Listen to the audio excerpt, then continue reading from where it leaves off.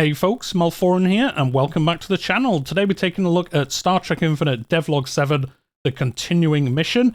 This is going to cover basically what we should expect to see from the game in the next month or two, what features we're going to get, and potentially what we might see in the horizon after that. So I'm not going to keep you too long. It isn't that long of a dev diary, but I did want to cover it on the channel. So hit that like button if you enjoy it, subscribe if you're new here.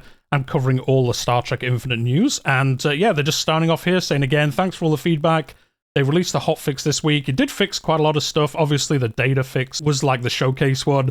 Data no longer dies from old age and all that good stuff. Some nice art of Starfleet headquarters in San Francisco. And then the first thing here is basically saying patch cadence. Again, they released the patch this week. They're saying here basically we're going to get a patch every week for at least the next month. And this is going to have bug fixes, quality of life upgrades, and some little things like that. No like full content for the game. No like mini free DLC or anything like that. It is basically just trying to get the game up to the best foundations as they can before they start even talking about DLC. Because I imagine they already have the DLC planned. I understand they won't want to talk about it until the game's at a much better position, because there's obviously still people who can't play the game. There's a lot of weird issues in the game still, so I'm happy that they're talking about fixing it for players who have already bought the game before they start talking about DLC. But yeah, we're basically going to get a patch every week for at least the next month. And then the first thing they're going to talk about here is hull management. As we know, the player base wants more ships. They want Nebula class ships, they want ambassador ships, they want the Burrell class and things like that, as they mention here. Basically just admitting, look, we did as best we could. There's over 100 different 3D models for ships and space stations, which they did cover in one of the early dev diaries, kind of showing off the designs and things like that. Now, to give them credit, I think they were kind of limited, or they at first limited themselves maybe, that they wanted to stick to the Stellaris model of, you know, the like 4 or 5 classes of ship, from the, you know, the scouts basically, the science ships, up to the battleships basically, in all but name, copying the Stellaris system. And I think they just picked the best class of ship in the Star Trek universe that matched that. So, you know, like Intrepid class for the more explorer ships and things like that. So I can see why they did it this way. I think they must have known. Star Trek fans are pretty hype about getting different classes of ships. I think they knew there would be some feedback around, hey, I want Nebula class in there. I want the Constitution class. Even though it isn't in that time frame, I just want it because it's so cool of a ship. So basically saying here, they're already in the kind of planning stage for how they're going to resolve this, and how they're going to do it is quite an interesting way. As I mentioned, there is the 4 or 5 classes in the game. You know, your small ships, your medium, your large battleships, basically copying the Stellaris kind of base set of ships. And what they're going to do is to bring these different Star Trek classes into the game. They're basically going to add a like cosmetic slot for these classes, and you're going to be able to pick and choose which class you want it to look like in the game. So it won't change the setup of the ship, it won't change what kind of unlocks they have and things like that, how fast they are, but it will basically make them look like this other class of ship, which I think is a pretty good solution. I don't want there to be 10 different kind of ship designs in the game, just to accommodate the fact that everyone's got their favorite Star Trek class of ship. So I think this works quite well. If you want your big battleships to look like Sovereign classes, or you want them to look like Constellation classes, anything like that, some of these bigger ship types and things like that from Star Trek, then you're going to be able to basically, from what it reads, is switch out this like module basically and put in a Sovereign class and it will look like a Sovereign class, or switch it to a Nebula class and it will look like a Nebula class, but it will be the same kind of ship in the, you know, the bones of it will be the same ship. It will just look different when you're playing it, which I think is a good enough solution, especially for now.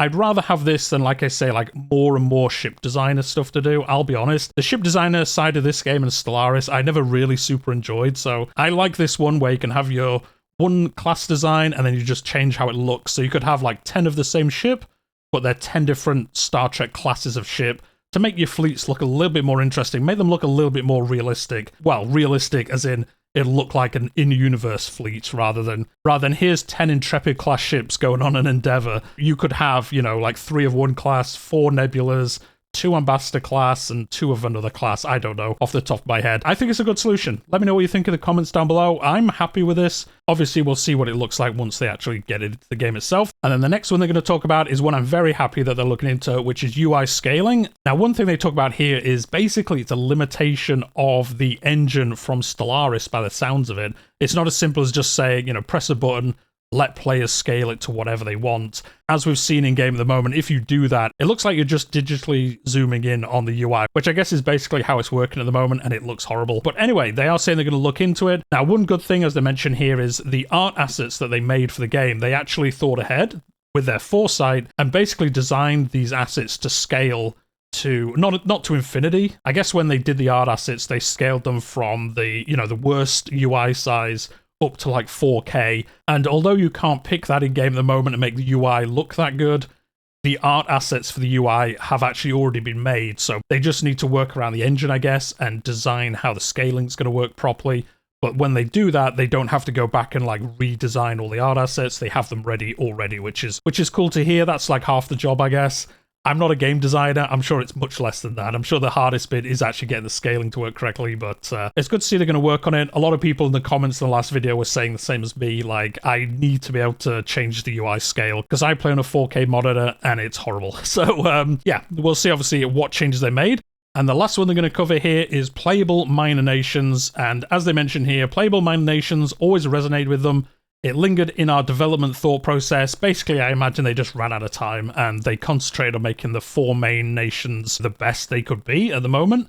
And the minor nations like Bajor, the Ferengi, they just had them like this and, you know, on the back burner. We'll sort out in the future, and then hopefully we can work on this once the game comes out. And as they say, working on this is basically the same as adding an entire new faction. It's a considerable amount of work. It's not as easy as just saying Bajor, yes, and they just appear in the opening UI and you can just choose to play as Bajor. They've obviously got to put a little bit more work into it than that. It's not as easy as just saying, just let players play as them, and it will work fine. There is obviously quite a lot of work to go into it, and they are going to work on that. So currently they're working at basically deciding the feasibility of bringing these minor nations into a playable state.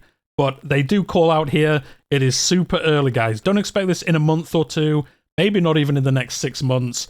This is going to be a future thing. I wouldn't be surprised, actually, or I'd be happy enough if when the next DLC comes out, or I guess the first DLC comes out, if it was whatever it's going to be, and then one of the minor kind of bonuses to it is, hey, in the free patch, you're also going to be able to play as Bajor. And then when the next DLC comes out, hey, in this patch, you're going to be able to play as the Ferengi. Like, sure, I'd love them to be here now. I'd love to be able to play them already, but if it is on a back burner and there's more important things to do, I'd be happy with them kind of like drip feeding them to us for free. If they tried to charge for them, yeah, I probably wouldn't be happy with that, but if they were like part of a free patch every so often, I'd be down for that, and can kind of mix it up once they come out. And then basically, guys, that's it. That's the dev diary for this week. Just a little bit of news. It's good to see we are going to get patches basically every week. I have been meaning to do a Let's Play series of the game, but I was waiting for this latest patch, and then now I know there's going to be a patch like every week. I think I'll wait till it's kind of calmed down a little bit, because as we all know from last week's video, and if you've ever played a Paradox game, patches generally break save games. So yeah, I don't think it's worth me starting one. I think I will start one once the kind of update cadence slows down a little bit and the game's in a really good state. I mean, it's in a good enough state already. I've been enjoying playing it. Let me know in the comments, have you been enjoying it? Who's been your favourite race to play? What kind of crazy stories have you been up to? And did the patch this week help you? I saw some people mention it made it a bit more playable and getting into there, especially on Mac and things like that. So hopefully you've also encountered that and the game is in a bit of a better state for you. But anyway, we'll leave it there for today. Hit that like button if you've enjoyed it. Subscribe if you're new here. I'm obviously covering Star Trek Infinite, and I cover a bunch of other Paradox games and other historical strategy games on the channel. There'll be another video next week. I imagine we'll get another dev diary, and obviously by the sounds of it, another patch as well. So hopefully we'll get some cool updates with that. But we'll leave it there for today, and I'll see you in the next one.